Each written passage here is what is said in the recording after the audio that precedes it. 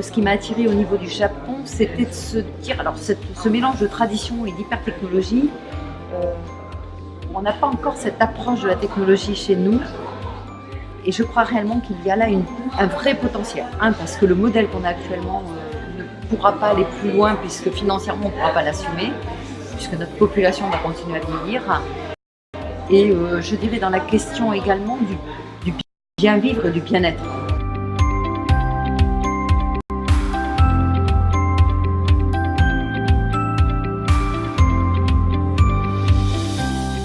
Il me semble que dans le monde de la santé, plus que dans n'importe quel autre environnement, la progression des uns est faite des avancées des autres.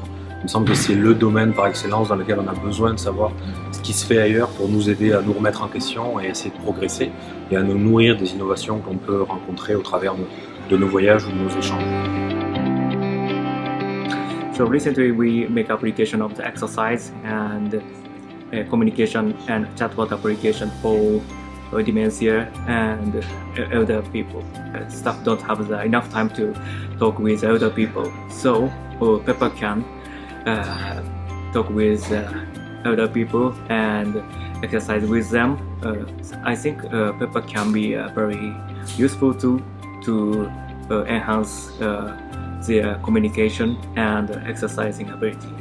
La comparaison internationale, c'est toujours utile parce que quand on va à l'étranger, c'est une façon de voir ce que font les autres. C'est aussi une façon, en retour, de s'interroger sur ce qu'on fait dans son propre pays. Dès qu'on voyage à l'étranger, on remet forcément en cause aussi sa vision de son pays. Et quand c'est dans un cadre professionnel, sa vision professionnelle.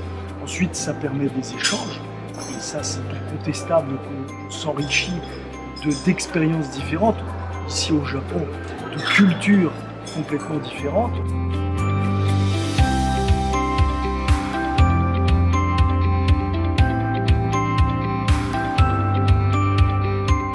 Les innovations qui m'ont le plus impressionné à ce jour, en tout cas à ce stade du voyage, c'est la façon dont les Japonais ont réussi à concilier le bien-être au travail, la qualité de vie au travail, le service rendu aux patients, aux familles et à leur environnement.